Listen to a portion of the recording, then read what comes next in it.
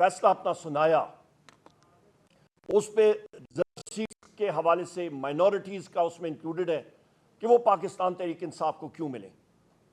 आए दिन आप कभी नवाज शरीफ की कॉन्फ्रेंस सुनते हैं, कभी मरियम नवाज की, कभी शहबाज शरीफ की, कभी तारड़ की सुनते हैं, और ये बात होती है कि पाकिस्तान तहरीक इंसाफ को क्यों ये सीटें दी जा रही हैं।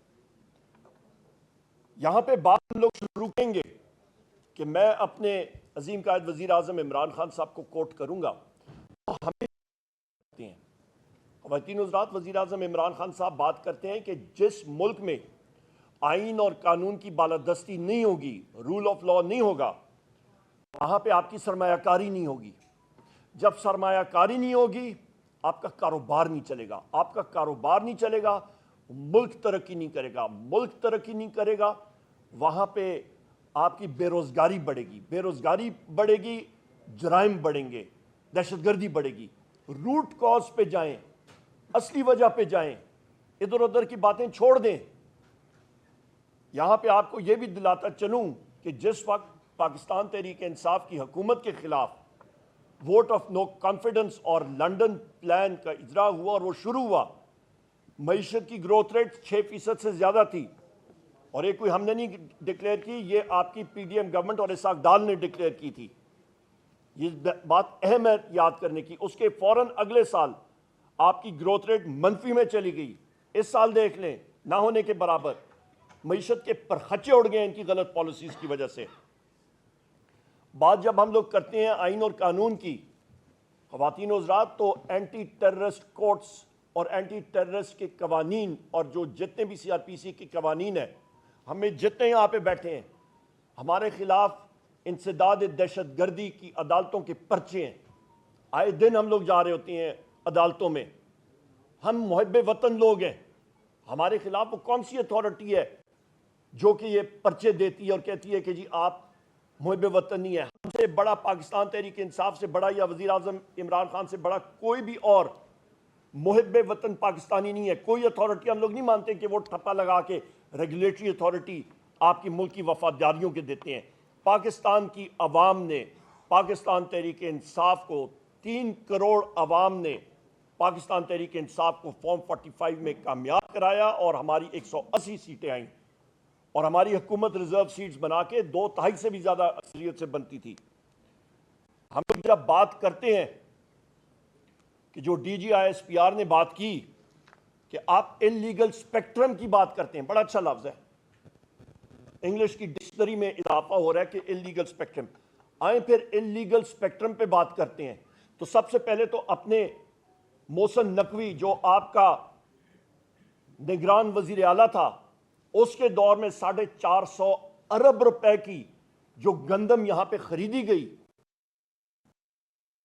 काश्तकारों की रीढ़ की हड्डी तोड़ी गई, उनसे उनका खून पसीने की कमाई जो है उनका नवाला छीना गया उनके मुंह से, और गंदम किसानों से नहीं खरीदी गई, बाहर से इंपोर्ट की, और उसके बाद अभी एक्सपोर्ट्स की तैयारियां हो रही हैं। तो 450 अरब रुपए का वो तो पहले कमीशन बिठाए ना, उस पर इन्वेस्टिगेट करें। काकड़ जो साबका वज़ीर आज़म था, निगरान वज़ीर आज़म, उसकी और हनीफ अब्बासी की सोशल मीडिया की खटपट हुई। काकड़ ने कहा कि, बल्कि हनीफ अब्बासी ने उसको याद दिलाया कि आप लोगों ने गंदम की इंपोर्ट की 450 अरब की, तो काकड़ ने उसे याद दिलाया, फिर मैं अपना जिस वक्त बात करूंगा फॉर्म 45 की, फिर आप लोग भागेंगे, फिर दूसरे लोग उसमें पड़े और उसका रफा दफा किया, उसका भी आप खोलें। फिर उसके बाद फिर आप बात करते हैं पेट्रोलियम की स्मगलिंग की, गाड़ियों की स्मगलिंग की, नॉन कस्टम पेड गाड़ियों की। आप बात करते हैं सिगरेट की, तंबाकू की स्मगलिंग की। बड़ी अच्छी बात। मुझे यह बताया जाए कि पंजाब में या सिंध में, पंजाब के पटवारी वहां पे खड़े हैं क्या बॉर्डरों पे? बलूचिस्तान, केपी में और सिंध में क्या पटवारी वहां पे खड़े हैं अपनी कलम दुआद लेके और अपने रजिस्टर लेके बॉर्डरों की हिफाजत के लिए? आप उस चीज़ पे आए, हमें बताएं कि ये पेट्रोलियम प्रोडक्ट्स ख़वातीन और हज़रात स्मगल कैसे हो रहे हैं, क्यों हो रहे हैं। 500 अरब रुपए की आपका पेट्रोल जो है वो ईरान से स्मगल होकर पाकिस्तान आता है। कोई रात को कोई مخلوقوں سے پاکستان لاتی ہے. ایک ٹرک پہ جو ہے وہ تقریباً 30 سے 35 لاکھ روپے دیا جاتا ہے. اس پہ پہلے آئیں, اس کو ٹارگٹ کریں, ان لوگوں کو ٹارگٹ کریں. وہ وسائل تو نہ اسد کیسر صاحب کے پاس ہیں, نہ بیرسٹر غور صاحب کے پاس ہیں, نہ خالد خورشید صاحب یا شعیب شاہین یا میرے پاس, شعیب شاہین صاحب یا میرے پاس تو نہیں ہے. وہ جن لوگوں کے پاس ہیں وہ ٹارگٹ کریں, ایجنسیز ان لوگوں کو ٹارگٹ کریں.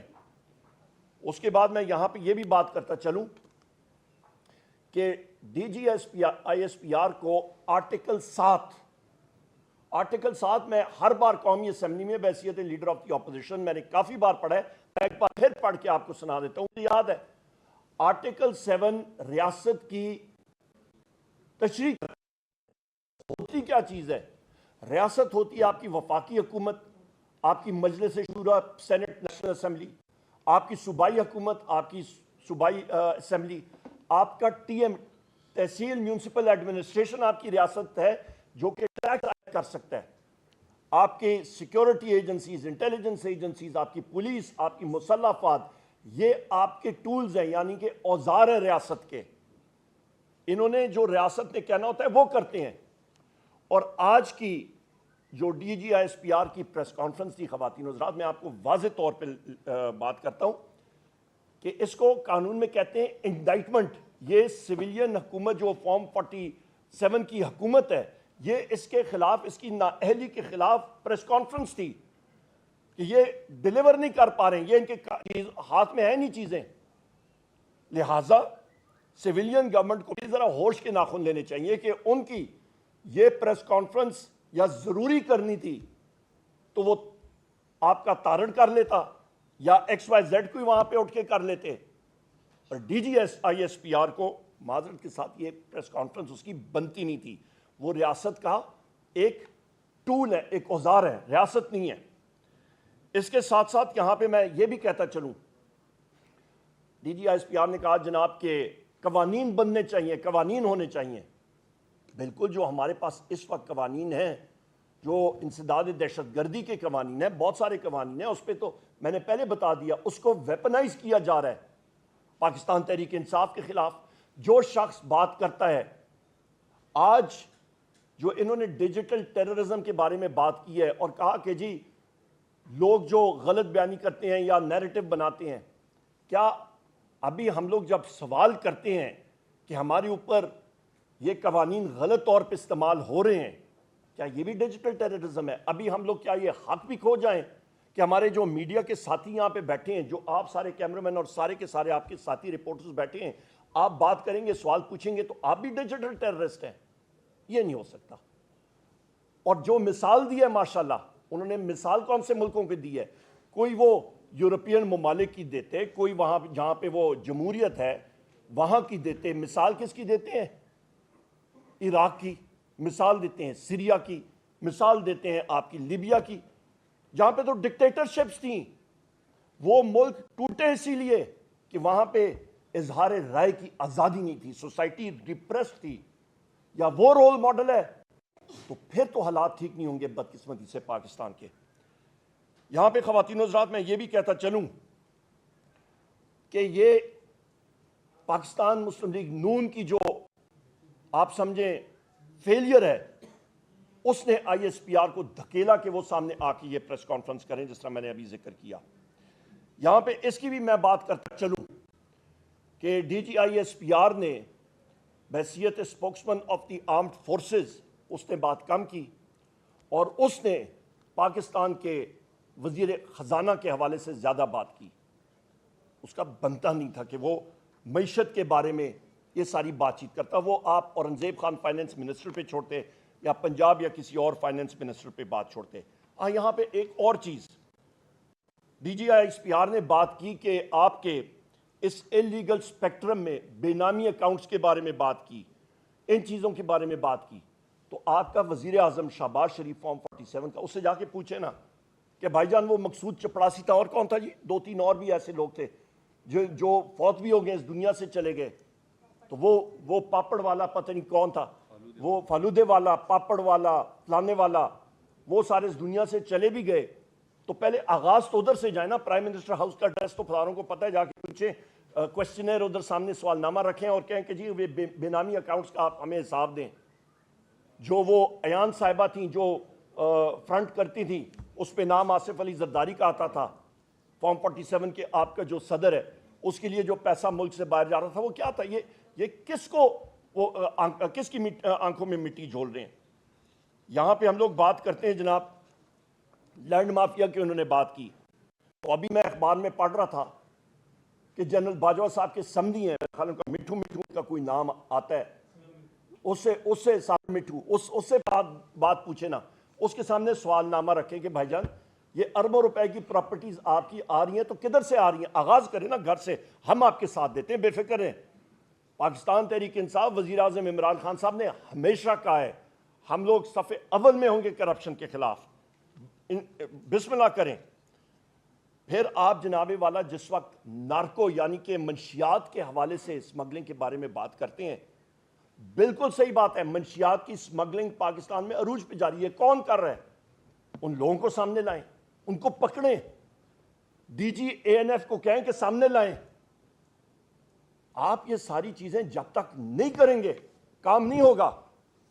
आपका फोकस हुआ है, हमारा साथी है मुराद सईद साहब रिपोर्ट्स हैं, क्योंकि उसने ये हिम्मत की कि उसने पॉइंट आउट किया कि मलकंड के एरिया में कई लोग आ रहे हैं, दहशतगर्दी को फरोग दे रहे हैं। उस शख्स ने, उस नौजवान ने इजसारत की, उसने कहा जी जनूबी अजला से ये नेक्स्ट टारगेट होगा। उसके खिलाफ क्या हुआ? रियासत को तो सबसे पहले उनसे माफी मांगनी चाहिए। और रियासत से मुराद मेरा रियासत के औजार नहीं, जो आपकी हुकूमत है वो भी, और सारी की सारी रियासत फिर उससे माफी मांगे कि जी आपसे कहते थे, और उसके खिलाफ जो केसेस झूठे बने हुए वो खत्म होने चाहिए। इसके साथ साथ जनाब ख़वातीन और हज़रात, यहाँ पे ये मैं बात करूँ कि DSPR ने कहा जनाब के सारी चीज़ें इलीगल स्पेक्ट्रम ये इसलिए ज़्यादा हुआ, स्मगलिंग मंशियात की, पेट्रोलियम प्रोडक्ट्स की, तंबाकू की, आपके नॉन कस्टम पेड व्हीकल्स की, गाड़ियों की स्मगलिंग इसलिए हुई क्योंकि हुकूमत ने इंपोर्ट्स रोकी, उसको करटेल किया। आपकी यादाश्त के लिए ज़रा इंटरनेट खोल के देख लें कि ये रिस्ट्रिक्शंस या रुकावटें किसने लगाई थी? ये इसाकदार ने लगाई थी जब PDM 1 की हुकूमत आई थी, और उसके बाद आपका जो ये केयर टेकर गवर्नमेंट आई थी उसने लगाई थी, उसने कंटिन्यू की है, आज तक वो जारी है। और मैंने अपने बजट स्पीच में भी इसके बारे में जिक्र किया। तो फिर जिम्मेदार कौन हुआ? उसको जाके पकड़े, वो तो आपके अपने हुक्मरान इधर बैठे हुए हैं, तो उनसे जाके पूछताछ करें। अहम बात यह है, आखिरी 2-4 पॉइंट्स लेके फिर हम लोग सवाल जवाब पे आते हैं। नेक्टा के बारे में बातचीत की, बड़ी अच्छी बात है। नेक्टा बना था 2008 में, 8 के बाद शुरू हुआ उसके ऊपर, फिर इनैक्ट हुआ, फिर कानून साजी हुई वगैरह वगैरह, रिपोर्ट्स आई। तकरीबन आपके 13 और तकरीबन ये 15-16 साल से ज़्यादा है। तो 2.5-3 साल तो PTI की हुकूमत थी मरकज़ में और 2 सूबों में। हम लोग ये पूछना चाहते हैं कि 3 साल को अलहदा करके आप ये, और इन 3 सालों में देखें कि दहशतगर्दी कम हुई या ज़्यादा हुई, और उसको हम लोग डंके की चोट पे बात करेंगे कि दहशतगर्दी उस दौर में वज़ीर आज़म इमरान खान साहब के टाइम पे कम हुई, ज़्यादा हुई तो किसके दौर में हुई, उसको फिर सामने लाएं। ये हाइब्रिड निज़ाम और ये चीज़ें नहीं चल सकती। इसके साथ साथ आप बात करते हैं कि ये नेक्टा और FATF जो बना था, ये नेक्टा बना किस तरह था, और इसको अमली जामा FATF की वजह से पहनाया गया था। यहां पे ख़वातीन और हज़रात मैं आपसे ये भी कहते चलूं कि जो हमारे वज़ीर आला अली अमीन खान गंडापुर साहब ने बड़ी अच्छी स्टेटमेंट दी है कल, और उन्होंने कहा है कि जो लोग रियासत का नाम लेके कवर लेते हैं उनको एक्सपोज करें, उनको सामने आना चाहिए। जो बनू का हादसा हुआ, हमारे लोग भी गए, हमारी साथी भी वहां पे गए मरहम रखने के लिए। हमने क्या बात की? हमने यही बात की कि उस इंसिडेंट का एक इंडिपेंडेंट जुडिशल कमीशन होना चाहिए, जो अभी बन रहा है। इंशाल्लाह इंक्वायरी करें, सही तरीके से करें। आप ये नहीं कह सकते हैं जिस तरह के मेरे चेयरमैन और साथी जनाब बैरिस्टर गौहर साहब ने कहा कि एक सियासी पार्टी को आप टारगेट करना चाहें क्योंकि आप اور یہ مسلم لیگ نون اور یہ لوگ اس سیاسی پارٹی کو, پاکستان تحریک انصاف کو فیلڈ میں وہ کچھ کر نہیں سکتے ہیں, تو لہٰذا یہ انہوں نے اوزار بنائے, یہ ٹولز کے ساتھ آپ اس کو, یہ غلط قوانین کے ساتھ اس کے پیچھے پڑے ہوئے ہیں. میں خواتین و حضرات آخر میں آخری ایک چیز بات کر کے پھر ہم لوگ کویشچن آنسر کا شروع کرتے ہیں. رؤوف حسن صاحب عمر رسیدہ شخص ہیں, بڑی عمر کے شخص ہیں, جس طرح بتایا کہ کینسر پیشنٹ ہیں. رؤوف حسن صاحب کے ساتھ احمد جنجوعہ صاحب, آپ کے رضوان احمد صاحب, آپ کے جناب والا غلام شبیر صاحب, آپ کے عطاء الرحمان صاحب, آپ کے فرید ملک صاحب, آپ کے مدثر چودھری صاحب, اور آپ کے ملک نعمان احمد صاحب, آپ کے جناب فیضان ملک صاحب, اور آپ کے جناب نسیم کیڑا صاحب, آپ کے پروفیسر مظہر صاحب, اور خالد محمود گجر صاحب. یہ وہ انفورس ڈسپیئرڈ پرسنز ہیں جن کو رات کے اندھیرے میں غائب کیا جاتا ہے.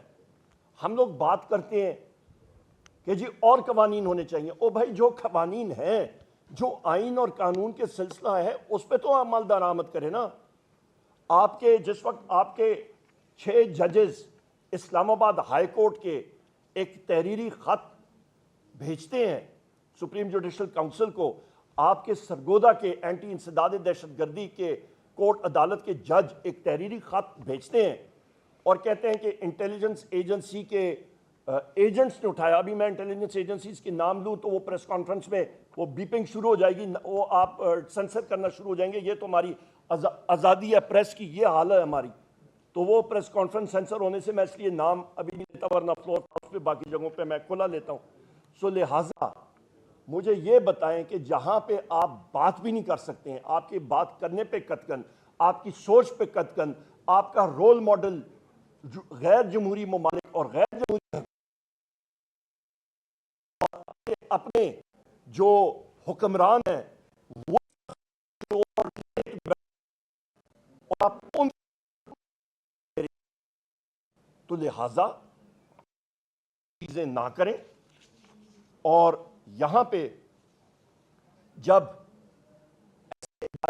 اٹھ کے تو ان لوگوں کا ڈیفنس میں بات کرتے ہیں, شوگر کوٹڈ الفاظ میں بات کرتے ہیں, مسلم لیگ نون کو ڈیفینڈ کرتے ہیں, پیپلز پارٹی کو ڈیفینڈ کرتے ہیں, ان پارٹیوں کو ڈیفینڈ کرتے ہیں, خواتین کو اپریشیٹ نہیں کرتی, اس کو کوئی داد نہیں دیتی. بہت شکریہ آپ کا. میں نے یہ باتیں